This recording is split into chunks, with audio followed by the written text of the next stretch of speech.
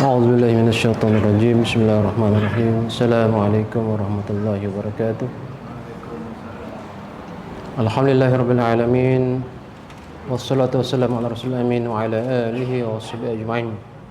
سبحانك لا علم لنا إلا ما علمتنا إنك أنت العليم الحكيم. ربنا زدنا علما ورزقنا فهما. ربنا اشرح لنا صدورنا ويسر لنا أمورنا.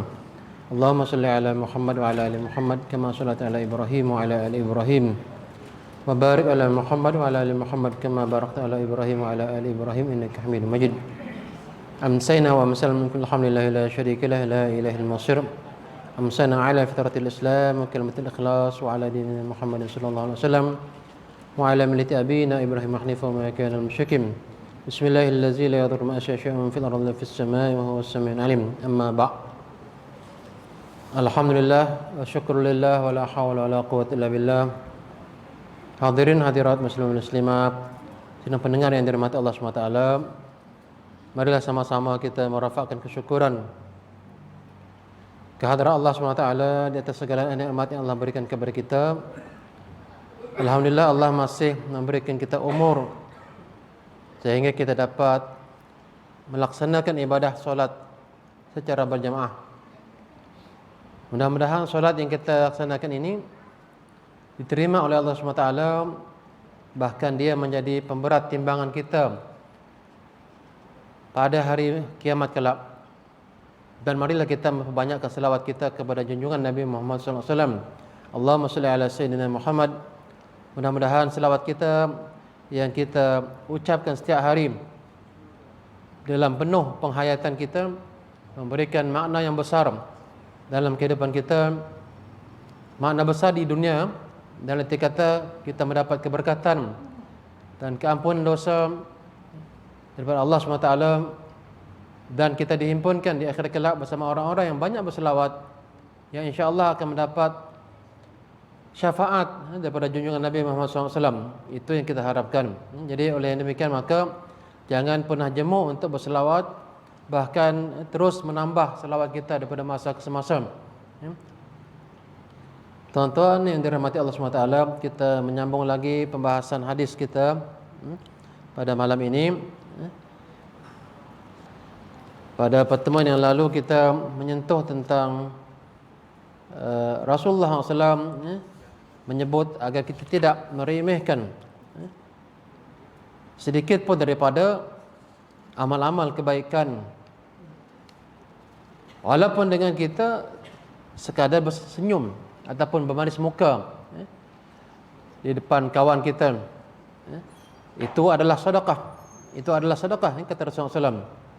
Begitu juga dengan membuang gangguan ataupun najis ataupun benda-benda yang boleh mengganggu jalan raya, itu juga adalah sedekah. InsyaAllah pada malam ini kita menyambung lagi pembahasan hadis. An Abi Hurairah radhiyallahu anhu anna Rasulullah SAW qala man tawadda'a fa ahsana al-wudhu'a thumma atal jum'ah fastama'a wa ansata ghufira lahu ma bainahu wa bainal jum'ah wa ziyadatu thalathati ayyamin wa man massal hasa faqad ghalagha. Rawahu Muslim. Daripada Abu Hurairah radhiyallahu anhu bahwasanya Rasulullah SAW bersabda, barang siapa yang berwuduk dengan memperelokkan wuduknya, siapa yang berwuduk kemudian dia berwuduk dengan penuh sempurna, dengan memperhatikan bahagian-bahagian wuduknya agar semuanya sampai airnya, bermula daripada yang sunat lah, kita membasuh tangan kita, itu tidak dibataskan sampai mana, kena berkumur-kumur, itu pun tidak dibataskan berkumur macam mana. Kemudian istinsyak, memasukkan air ke dalam hidung sedikit dan dibuang. Kemudian membasuh muka, ini yang wajib. Yang ini perlu kita pastikan bahawa al-ghusl ataupun ghusl wajh ini, membasuh muka ini hendaklah sampai ke tahap maksimal dia itu antara ini dan di bawah dagu ini. Hendaklah semuanya basah. Dan perlu kita untuk apa? Macam kita mengurutlah, mengurut supaya air ni betul-betul menyerap ke dalam anggota tubuh kita. Kemudian membasuh dua tangan hingga ke siku. Kalau boleh, kalau nak dilebihkan tak ada masalah. Abu Hurairah menyebut dalam satu hadis, dia kata, Abu Hurairah lah, bukan hadis. Barang siapa yang nak lebih, dia kata, hendaklah dia lebihkan sampai ke atas ini. Lebih. Tapi maksudnya jangan kurang. Yang kurang daripada siku. Tentunya memastikan bahawa wuduk kita itu betul-betul sempurna. Dengan memperhatikan juga agar tidak ada sesuatu yang menghalang air daripada memasuki anggota wuduk kita. Tidak ada plaster, tidak ada sisi ikan bagi orang yang mungkin kalau perempuan lah, lelaki pun kadang-kadang kita buang sisi ikan. Ataupun yang bagi yang mengecat, saya pastikan bahawa selepas dia mengecat dia kena bersihkan dengan alkohol ataupun tina. Jangan lepas mengecat terus solat, ambil wuduk. Ternyata ada beberapa cat yang telah melekat di bahagian tempat wuduk ni. Kalau dia kena tempat yang bukan wuduk tak ada masalah.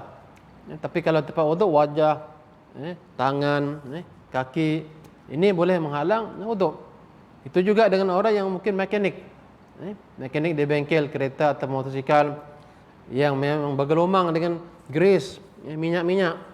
Nah, ini perlu membersih dulu sebelum dia berwuduk. Bagi yang melesakkan grease di dalam skru ataupun apa ni, bearing dan sebagainya, dia punya grease ini dia sangat kalis air. Bila kita tidak bersih dengan sabun berkali-kali, dia akan menghalang air dari memasuki tempat kita wuduk. Itu kena jelas pastikan.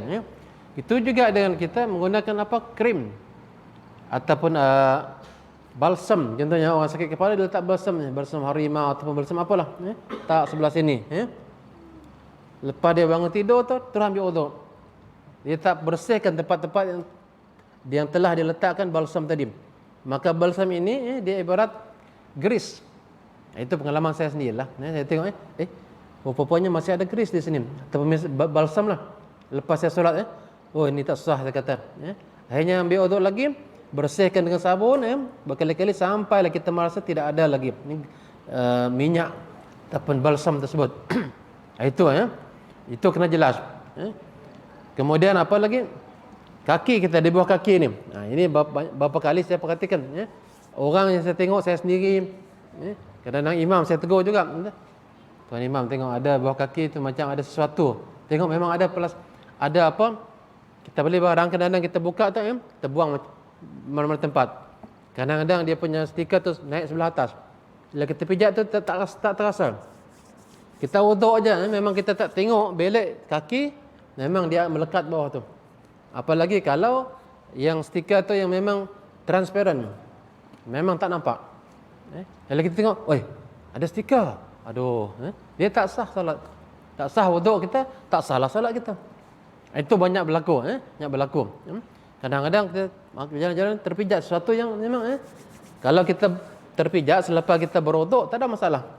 Yang saya maksudkan adalah kita ataupun barang tersebut melekat sebelum kita berwuduk dan kita tak perasan pun.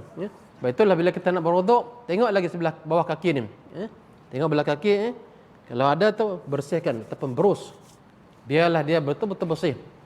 Itu banyak lagi benda-benda yang mungkin kalau perempuan gencu. Itu make up. Itu boleh menyebabkan terhalangnya wuduk. Ataupun maskara ataupun letak dekat mata dia, bulu mata dia. Ataupun perempuan atau lelaki yang mewarnakan rambut dia. Warna ini dia tidak tembus air. Itu saya tanya lah dengan orang. Bila orang tanya, tunggu saya KFV dulu saya tanya. Rupanya yang pewarna ni biru, kuning, hijau ni dia tidak masuk, air tidak masuk ke dalam rambutnya. Kalau orang mandi hadas ni dia tidak sah. Itu itu yang jelas. Tapi kalau digunakan apa? Inai, tak ada masalah. Ini tu memang dia menyerap macam kulit kita lah. Tu tak ada masalah. Tapi kalau pewarna rambut yang warna-warni tu, dia tu sebenarnya dia melapisi helaian rambut. Itu kena dipastikan maksudnya botakkan. Botakkan tu.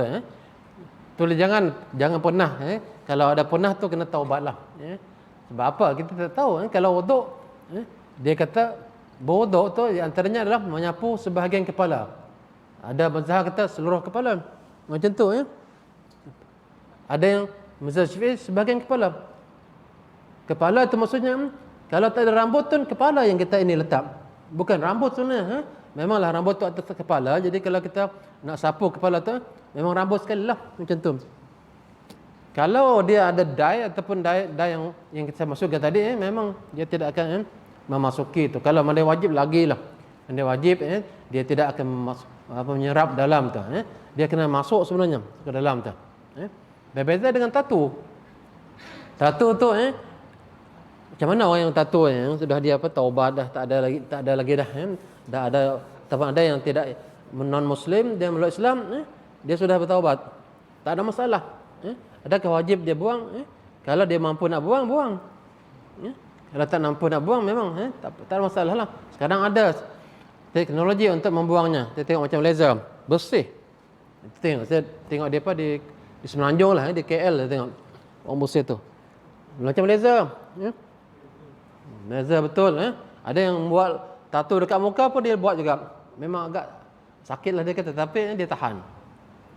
Itu kalau dia boleh nak buang, buanglah, itu paling elok. Kalau tak boleh nak buang, dulu ada orang menggunakan apa? Getah buah. Dia letak situ, memang dia macam hangus lah lepas tu. Dan akan ada parut yang kekal. Jadi tak elok. Jadi ulama menyatakan kalau dia ada tattoo tu, maksudnya tattoo tersebut tidak menghalang air daripada memasuki kulit ataupun bahagian wuduk. Jadi tak ada masalah. Tapi kalau dia nak buang, itu urusan dia lah. Itu. Jadi inai. Inai tak ada masalah. Inai dia menyerap. Tapi kalau dye yang ada bahan kimia ni, dia sebenarnya bahaya untuk tubuh badan kita. Dan juga dia menghalang air dia masuk ke dalamnya. Sebenarnya yang orang gunakan dye ni, dia bukan hanya efek kepada rambut, tapi dia masuk ke dalam tubuh kita. Toksik tu. Dia toksik masuk dalam badan tu. Bawah pinggang dia punya ini. Kalau dia selalu tukar-tukar warna biru, hijau, pink, apa lagi, purple, dia akan toksik tu masuk ke dalam badan dia. Itu ikutnya. Bukan jangan efek keluar saja. Dia masuk ke dalam badan kita. Dia masuk ke dalam badan sebenarnya. Tapi kalau inai jenis hitam ada, inai jenis hitam itu tak ada masalah. Ada teknologi orang dia mengubah warna inai tu jadi warna hitam. Kalau dulu biasanya perang ataupun kekuning-kuningan.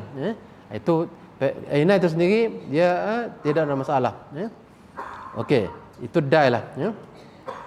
Jadi hadis ini memberikan penjelasan kepada kita bahawa orang berwuduk ni dia kena fa ahsanul wuduk. Dia adalah memperelokkan wuduk. Smart. Ataupun buat secara kemas sehingga wuduk itu tersebut diterima oleh Allah SWT. Kalau wuduk tidak diterima, solat pun tidak diterima. Orang pergi haji umrah, tawaf pun tidak diterima. Sebab syarat tawaf ni dia mestilah berwuduk. Berbeza dengan sa'i. Sa'i kalau tak ada wuduk sah. Melontar kalau tidak ada wuduk sah. Kita tengok itu. Berbeza. Jadi dia sangat asas sebenarnya wuduk ni. Sebab itu belajar tentang taharah ni bermula daripada air, bermula daripada najis, bermula daripada berwuduk. Sebab dia asas untuk diterima ibadah-ibadah yang lain. Hajinya, solatnya, semua berhubung kembali lagi kepada wuduk. Kalau wuduk tidak sempurna, memang yang atas pun tidak sempurna. Okey, barang siapa yang berwuduk dengan memperbaguskan ataupun memperelokkan wuduknya, itu syarat pertamanya. Lalu ia mendatangi solat Jumaat. Ini bagi solat Jumaat ni. Solat lain pun ini khusus untuk solat Jumaat lah. Lepas dia berwuduk, dia mandi sunat lah sebenarnya. Mula-mula hari Jumaat tu kita mandi sunat. Bila eloknya mandi sunatnya Jumaatnya. Mandi sunat Jumaat ni tidak hitung waktu pagi tu pukul 8 pukul 9. Tidak. Beberapa waktu sebelum berangkat ke masjid. Itu sebenarnya. Kalau orang ni kata sahaja aku solat, ada aku mandi sunat Jumaat pukul 8 pagi. Dah 7.30 sebelum pergi ke pejabat. Nanti tak payah mandilah. Itu bukan disebut mandi sunat Jumaat. Jadi Jumaat adalah sebelum Qabailul Jumaat. Qabail maksudnya sebelum Jumaat. Setengah jam ataupun berapa waktu sebelum itu. Maksudnya kalau kita pagi itu memang kita berpeluh lagi. Berjalan ke sana, pergi ke sini lagi, memang berpeluh. Jadi bau. Fokusnya, kenapa tujuan mandi itu? Untuk menghilangkan keringat, bau, agar kita pergi itu fresh, harum. Itu sebenarnya. Itu di antara matlamatnya. Kita mandi sebelum kita solat Jumaat. Jadi berarti kita mandi 2 kali lah. Mandi pagi itu sekali. Mungkin awal ada yang mandi sebelum subuh, ada yang mandi sebelum dia pergi kerja. Lepas itu nanti kita nak pergi Jumaat tu, mandi walaupun ringkas. Yang penting siram macam kita mandi hadap besar, seluruh badan kita. Lepas mandi tu kita berwuduk lagi. Itu wuduk lain. Itu wuduk tu untuk kita solat. Jadi itu yang penting. Jadi barang siapa yang berwuduk dengan memperelokkan wuduknya, yang saya sebut tadilah, lalu ia mendatangi solat Jumaat, solat Jumaat, mendengar khutbah tanpa bercakap-cakap sedikit pun. Ini yang selalu diingat oleh Bilal ni. Daripada Abu Hurairah radhiyallahu anhu, bahwasanya Rasulullah berkata, barang siapa yang bercakap-cakap ataupun sekian sampai akhir lah. Tak hafal tu. Kalau Bilal mungkin dia hafal. Faqad lagha di hujung sebut. Barang siapa yang dia bercakap ataupun menegur orang, supaya jangan bercakap, kata jangan bercakap. Dia sendiri pun menegur orang. Jangan bercakap. Padahal dia bercakap. Faqad lagha. Lagha maksudnya telah melakukan perkara yang sia-sia. Setengah ulama menyebut telah kuranglah pahalanya. Ada yang menyatakan telah batallah pahala Jumaatnya. Rugi. Datang tiap minggu tapi kurang. Senasa bercakap. Itu bukan hanya bercakap. Sekarang kita tengok ada teks khutbah. Kadang-kadang di Sarawak ada juga. Kalau ada yang jakim, memang disebut lah. Tuan-tuan dan puan yang mengingatkan diri saya dan juga tuan-tuan supaya tidak menyibukkan diri dengan handphone, dengan bercakap atau menggunakan handphone. Termasuklah tasbih sebenarnya. Itu sebab handphone tu macam kita handphone orang kadang saya tak bercakap kata, saya balas dalam bentuk senyap je. Tapi itu sibuk tu sebenarnya, menyibukkan diri. Mana ada manusia ada dalam diri dia dua hati. Satu hati untuk konsentrate khutbah, satu hati untuk konsentrate apa yang ada dalam handphone. Tak ada. Manusia ni satu je. Hati dia bila dia fokus satulah. Tak mungkin dia akan berpecah pada lain. Tak mungkin. Jadi Rasulullah menyebutnya, dia tidak bercakap-cakap, maka diampunkan dosa-dosanya.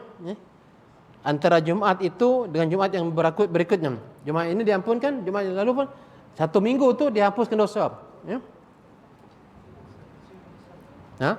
Dosa kecil, bukan dosa besar. Dosa besar itu dosa taubat.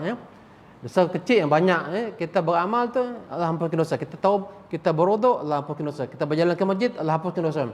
Kita berzikir subhanallah walhamdulillah, subhanallah alhamdulillah Allahu akbar 30 kali itu Allah ampunkan dosa, walaupun dosa kita banyak seperti laut di lautan.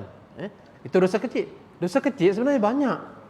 Tapi kalau dibiarkan banyak, dia akan jadi besar. Dosa besar mungkin jarang kita buat. Wallahu alam lah. Kalau orang tu memang ahli maksiat, memanglah dosa besar, dosa kecil tu sama aja banyak dia. Jadi dosa kecil tu jangan kita dosa kecil jadi ampun. Alah, tak. Dosa kecil itulah yang memberikan efek.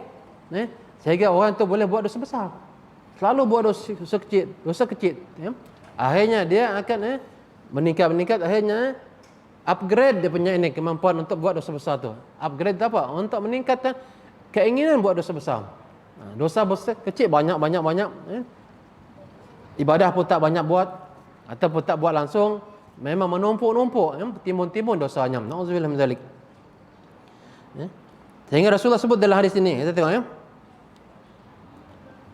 dia kata apa? Dan ditambah pula dengan 3 hari lagi. Ditambah lagi maksud 7 hari Allah ampunkan dosa. Tanya hari Jumaat ini, Allah ampunkan dosa. Antara Jumaat ini dan Jumaat yang akan datang, antara tu 7 hari tu. Dan ditambah lagi 3 hari Allah ampunkan dosa. Dosa-dosa kecil. Walaupun dosa kecil banyak. Ya. Dosa besar kita tengok dosa besar ya. Ada buku menyatakan 70 dosa besar. Ada yang katakan lebih banyak lagi. Ya. Dosa mensyirikkan Allah itu dosa besar lah. Ya. Itu janganlah, nauzubillah dari itu yang paling besar lah. Dosa riba, itu mungkin ada orang buat ya, tak sedar. Ya. Dia loan di bank, tak boleh simpan duit dalam bank konvensional. Dia loan rumahnya, kereta, dia tak tahu macam mana loan cara Islam, maka dia akan terlibat dengan riba. Itu dosa besar. Ya. Ataupun dia masih hidup ibu bapanya, kemungkinan dia akan buat dosa besar dengan ibu bapanya. Setiap orang tu memang ada kemampuan untuk buat dosa besar dengan ibu bapanya. Cakap kasar sikit memang dosa besar. Marah dengan bapa, dosa besar. Tengok menengking bapa, dosa besar. Menyakiti hati bapa, menggoris hatinya, kita tak kepala dengan mak bapak kita tentang tanah ni. Tak, saya kata saya nak jual lah tanah ni, ayah. Jangan, tanah ni tanah pusaka. Tak, kita perlu duit ni untuk kita bayar hutang. Akhirnya bertelagah anak dan ayah ni, akhirnya ayah tu sakit hati. Okeylah, jual lah, tapi hati dia sakit tu. Itu derhaka tu, dosa besar. Jadi yang ada mak bapak tu kemungkinan adalah dia akan buat dosa besar. Kecuali dia jaga sungguh hubungan dengan ayah dan mak tu. Kata saja. Wala taqullahu ma'uf, kata Allah SWT. Wala taqullahu ma'uf, jangan kamu katakan of, tu bahasa Arab lah. Bahasa kita Kalau kita mak cakap man, tolonglah engkau jagalah hubungan dengan pakcik engkau tu, janganlah membebel dengan dia orang dah tua, contohnya. Kita itu pun nak disebut juga. Tu saja dah haka dah. Tengok belum lagi yang lain lagi. Baru Betul Jadi itu dosa besar.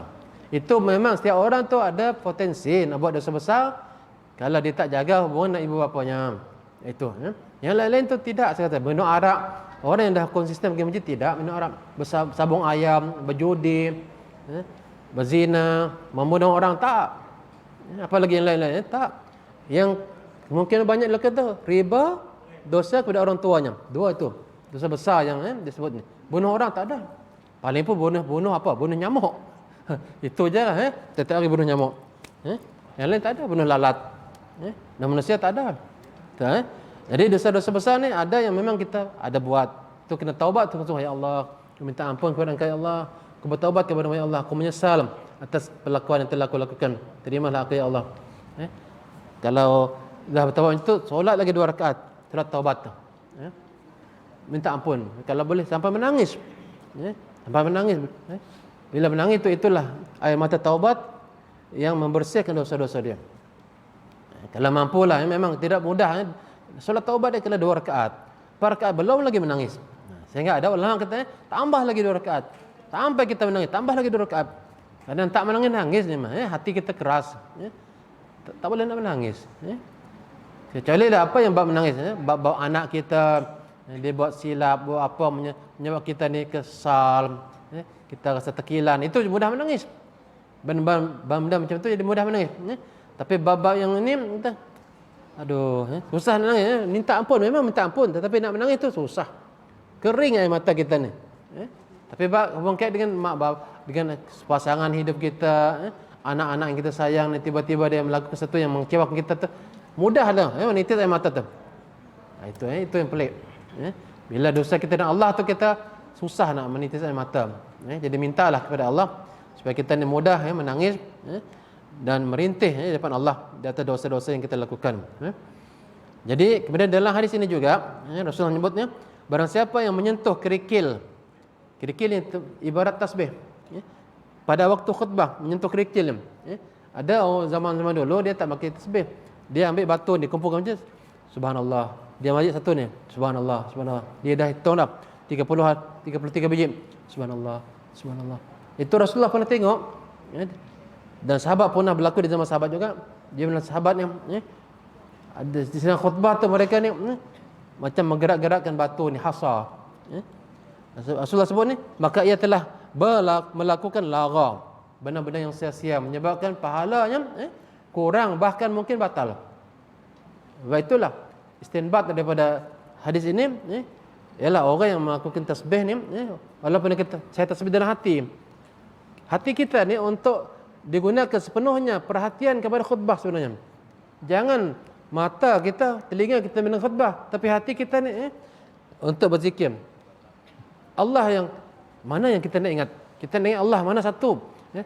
Ingat Allah dalam bentuk zikir subhanallah ataupun nak mendengar khutbah yang sedang dibaca ataupun disampaikan oleh khatib. Rasulullah sendiri menyebut bahawa bila ada khutbah maka dengarlah. Fastami'u wa ansitu. Dengar dan pasanglah telinga ni. Fokuskan. Jadi maksudnya di situ dilarang kita walaupun berzikir dengan hati. Walaupun ada kita dengar orang kata kalau berzikir dengan hati tak apa. Tapi nampak bergerak-gerak ni tasbih. Mana sebenarnya boleh tak kita fokus dua-dua kita sedang menghayati khutbah tentang hari kemerdekaan tentang Rasulullah SAW dan perjuangannya. Sebenarnya zikir kita pun tak ada maknanya lagi dah sini. Apa nak berzikir ni? Sebenarnya kita fokus tu memang di sini tidak mungkin kita nak fokus. Dia sama ada ini ataupun sebelah atas tu khatib yang menyampaikan. Antara dua aja sebenarnya. Ataupun orang tidur. Itu sajalah. Orang tidur itu. Jadi tak mungkin hati kita dalam ayat ataupun Allah tidak menciptakan manusia itu ada dua hati. Dua hati ni boleh fikir ini satu perkara, itu lagi perkara. Satu khutbah, satu dia berzikir. Tak payah kita berzikir dengan hati. Ini pun Allah bagi pahala kita dengan khutbah tu. Tak payah kita rasa rugi aku. Seolah dia menyangka bahawa bila dia khutbah tu buang masa. Baik aku tasbih. Baik aku berzikir ni, membesarkan Allah, Allahu Akbar, Allahu Akbar, Allahu Akbar. Baik aku selawat. Tidak tepat tempatnya, tidak sesuai pada tempatnya. Macam orang sedang sedang azan Saya sedang baca Quran baca dalam azan. Mana yang baik? Saya baca Quran ni mulia. Memang mulia. Ataupun saya menjawab azan.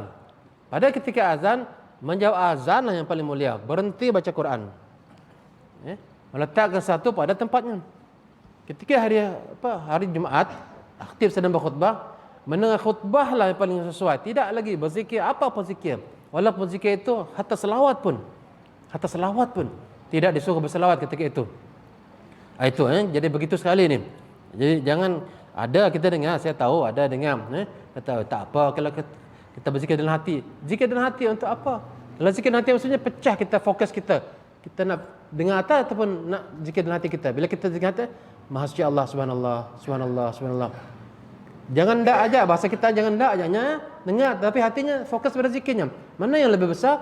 Khutbah lebih besar. Tetap khutbah lebih besar. Sebab Rasulullah sendiri menyebutnya. Rasulullah sendiri menyebut. Itu Fastami'u wa ansit wa ansat. Fastama'u wa ansata. Hendaklah dia mendengar dan jangan dia bercakap. Wa ansat. Ansata maksudnya bercakap, diam. Itu termasuklah main handphone lagi lah walaupun dia tidak bercakap. Main handphone macam ni. Fokus hilang. Setiap perkara yang fokusnya hilang dia akan kurang pahala, bahkan kalau lebih lagi dia akan menyebabkan batalnya pahala. Itu Kalau di negara Arab dia tak sebut ni hadis Abu Hurairah terus khatib naik atas ni tu khutbah. Tapi kita ni itulah ialah itu di antara yang berlaku di tempat kita. Kita boleh ambil pengajaran bagus. Bilal tersebut memberikan peringatan ni bukan hanya sekadar formaliti je.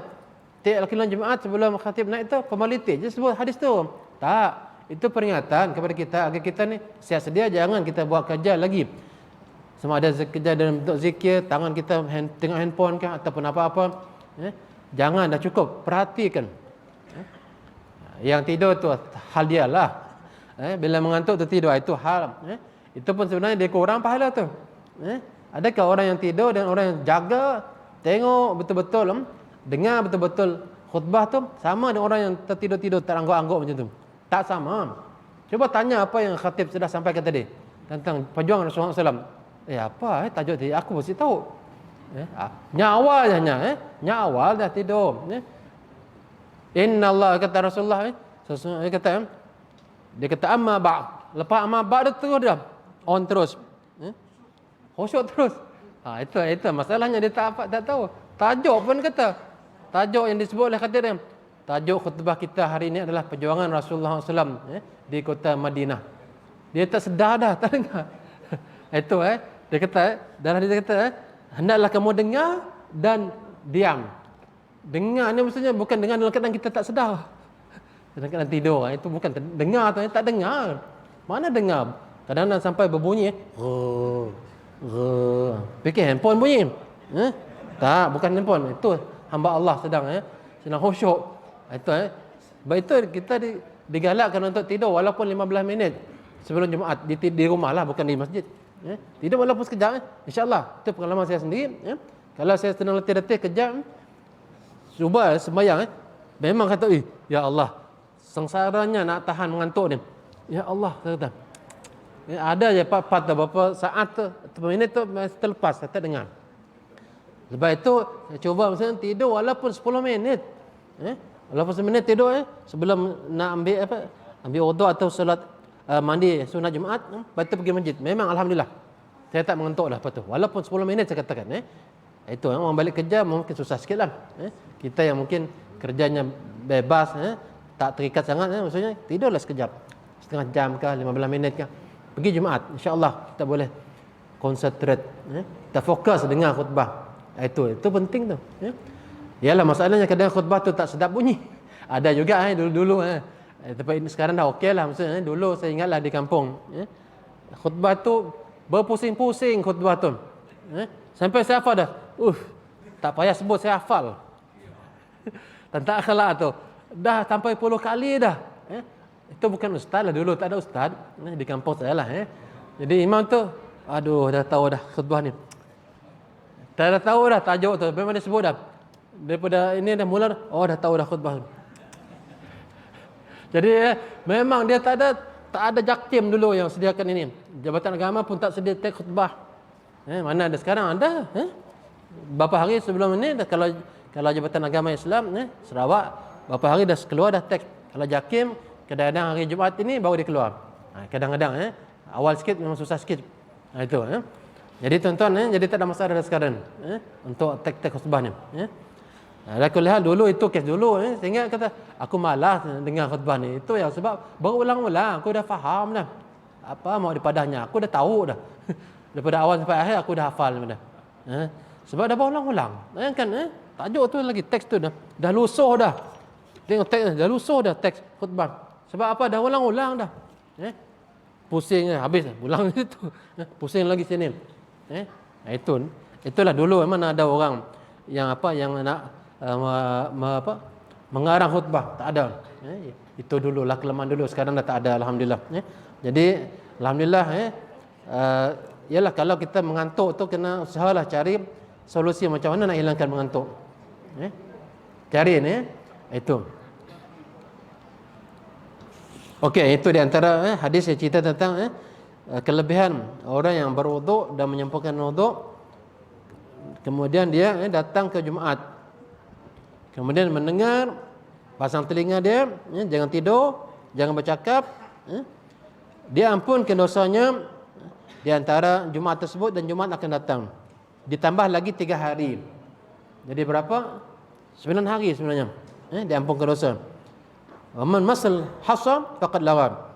Barang siapa yang menyentuh ataupun berzikir ketika dia berkhutbah tu, maksudnya dia akan mungkin kurang pahalanya ataupun mungkin batal pahalanya. Rugi sebenarnya, rugi.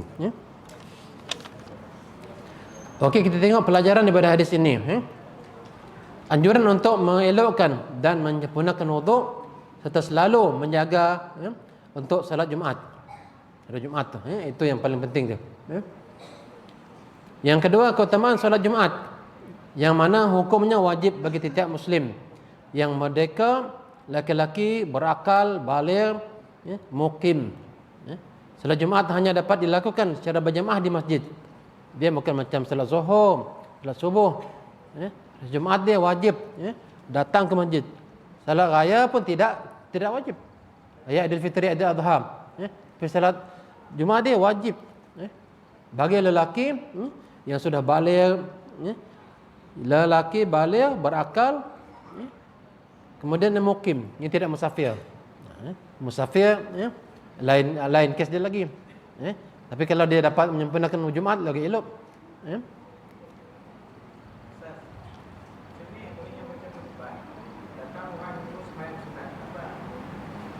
Sedang khutbah, orang datang memangnya kena sembahyang sunat. Rasulullah sendiri pernah tegur. Rasulullah sedang khutbah, orang lelaki tu terduduk. Kum fasalli, bangun solat, kata Rasulullah SAW. Itu tahiyatul masjid. Rasulullah dah tegur. Dia tidak menyebabkan kita disebut mengganggu atau macam telefon tadi, tak. Kalau orang sedang khutbah, memang kita boleh digalakkan memang. Sehingga Rasulullah tegur orang yang duduk tanpa dia solat sunat. Kum fasalli, bangun. Itu tidak menyebabkan seperti orang bercakap ataupun main handphone tadi. Tidak ada masalah. Jadi anak-anak yang sudah menghampiri baligh itu kena dibiasakan. Dibiasakan oleh ayahnya, bawalah selalu. Belum baligh lagi, okey, belum, tak apa. Umur 7 tahun, 8 tahun, bawa dia ke masjid solat Jumaat. 10 tahun bawa, sehingga dia baligh, dia sudah biasa. Ini solat Jumaat ni. Dia tak boleh solat di Jumaat di rumah. Mana ada solat Jumaat di rumah? Tak ada. Dan dia buat di masjid ataupun surau yang diiktiraf oleh pihak berpenguasa. Ada juga surau yang diberikan pengiktirafan lah. Tapi depan kita biasanya masjid lah. Solat Jumaat dapat menghapuskan dosa selama 10 hari. Tengok 10 hari. Seminggu tambah lagi 3 hari, dia macam hampir 10 hari lah. Kerana pahala kebaikan itu dilipat gandakan sampai 10. Satu buat jadi sampai 10. Sedangkan dosa yang diampun itu adalah dosa-dosa kecil. Walaupun dosa kecil, jangan kita meremehkan. Jangan kita meremehkan dosa-dosa kecil. Sebab itu kadang-kadang orang ni, kadang-kadang dia macam malas nak buat ibadah ataupun apa. Dia jarang bertaubat, jarang beristighfar. Buat dosa kecil tu banyak. Dia jadi semakin banyak, jadi dia akan menjadi besar tu. Sebab itulah bila kita ibadah, secara automatically dia akan dihapuskan dosa. Kita pergi setiap hari pergi masjid, kita setiap hari berwuduk, kita setiap hari berwirid ni, subhanallah, subhanallah, subhanallah, Allah hapuskan dosa. Dia tidak akan menimbun, mungkin banyak kurang lagi. Jadi begitulah caranya. Wajib berdiam dan mendengar ketika khatib berkhutbah atau membaca khutbah, serta tidak sibuk berbicara atau sibuk dengan kegiatan yang lain. Walaupun bagi isyarat, kalau isyarat tu mungkin, tapi tak payahlah, biarlah. Tapi yang maksudnya kadang-kadang jangan bercakap. Kita khatib sedang khutbah, itu memanglah lara maksudnya itu. Lara maksudnya dia tegurnya. Itu Di antara tujuan disyariatkan khutbah Jumaat adalah untuk membimbing manusia, mengajarkan hukum-hukum agama pada mereka. Sebab itulah pentingnya orang yang mengarang khutbah ni memang pakar lah. Dan khutbah itu dia menyengat. Sepatutnya jangan khutbahnya biasa-biasa ya. Tak ada contohnya, dengar orang tu mengantuk. Mengantuk khutbah. Jadi pengarang tu sepatutnya orang yang bahasanya bagus, poetis, dan dia boleh seolah-olah bukan menyerang lah, boleh macam menyengat ataupun apa istilah kita, macam memberikan suntikan semangat. Orang dengar, semangat dengar khutbah. Lepas khutbah tu semangat nak buat amal. Itu jadi begitu betul. Sehingga dia tak sempat nak tidur, tak mengantuk. Itu kadang-kadang memang tak dapat dinafikan lah. Sebab kadang-kadang mungkin khutbah tu macam biasa. Saya pun perasan sebab saya baca khutbah kata. Saya memilih kadang-kadang khutbah. Khutbah ni macam kurang. Saya pilih, ini lagi sedap bunyi. Dia akan macam menyengat. Saya tahu jamaah akan terkesan sebenarnya. Tapi kalau kita baca biasa-biasa ni, dah berulang-ulang juga isu tu, dia kurang. Itu sebenarnya. Wallahu a'lam bishawab. Jadi mudah-mudahan apa yang saya sentuh ini manfaatnya kembali kepada saya dan juga tuan-tuan dan puan yang sama-sama mendengar pada malam ini. Terima kasih atas perhatian.